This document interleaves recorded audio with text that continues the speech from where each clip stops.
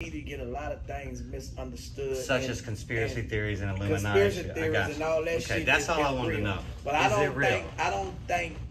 I never had to do nothing strange for no change. You feel me? Yeah. And it was like hard work, bro. Like anytime any person is working hard, you always gonna have people to. So with that, is there a satanic? Did you see anything satanic? I never ever experienced nothing satanic. Because like everybody watches. What we TikTok. did, I'ma speak from your from Cash Money. Cause people be like, oh, bro, we got out and slung T-shirts, slung CDs.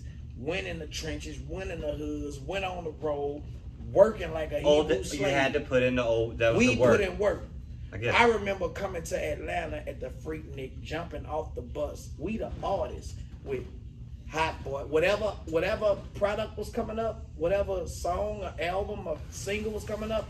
At the next, we was promoting it, handing that shit hand to hand. All right, well, how do we? All right, when they say studio plants or industry plants, right? Are these people planted there? Do they have to take? Is it like how do you? Did they put like? Because you hear like you'll see somebody, bam, he's got the bag. Like did he put in? I'm sure a lot did, but do you think there's industry plants that they're planted by the record labels? They design them, and do you think there's satanic rituals going on with the new generation? I believe that it's all come down to marketing and promotion, bro, from my own. So it's all a shock value and smoke and mirrors. I think that if people believe this, let's just go ahead on and market towards that. You know what I'm saying? I done been around so many people and I never got no type of homosexual vibes from them. Well, not necessarily homosexual. I never got no satanic vibe. Like a lot of people try to talk about 3-6 Mafia and, you know, 666 and all that. I done been around them. You know, actually, I reached out to DJ Paul, him, Young Buck, and Kid on tour right now. DJ Paul is checking into that situation. You know, hopefully it'll come through. But I'm actually trying to politic with him. You know what I'm saying? On some business. I don't think me personally, and I've been in the industry, been in the street, been in the penitentiary. I never experienced any of that shit that they be talking about. Do you think the Hollywood, like, all right, would you wear some of the things that are out there today?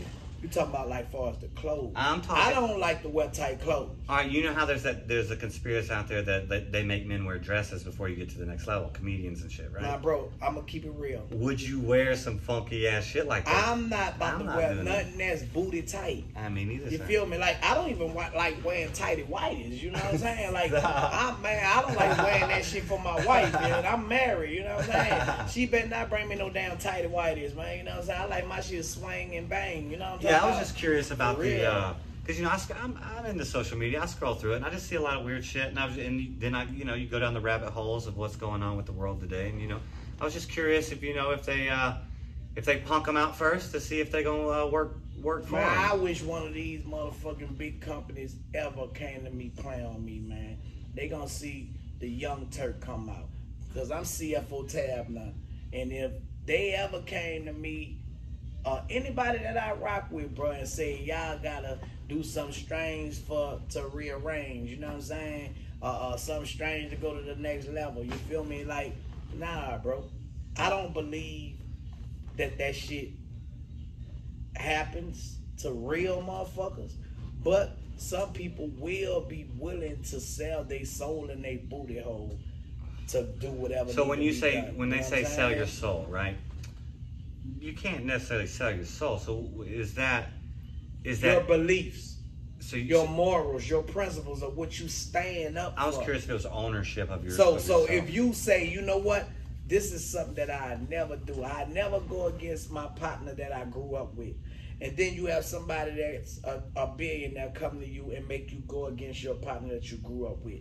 You said you'll never do it, but they gave you $1 billion.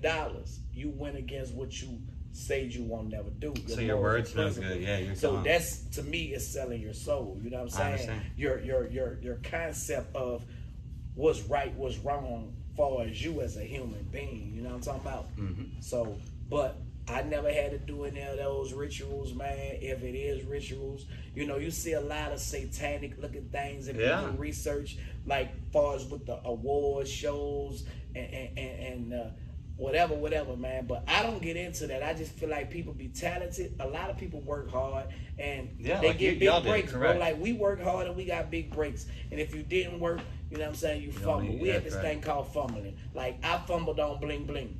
A lot of people think I got kicked off the Bling Bling song, but I didn't. I was getting high one day, shooting heroin cocaine, and it was a rainy day. And I remember they called. I had a Primeco phone and a beeper.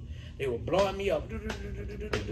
I didn't know that Bling Bling was the single. I like 'em high, the one, all that, I need a project, bitch, all that, a little nigga 17, playing with 6 figures. I was on the first Bling Bling.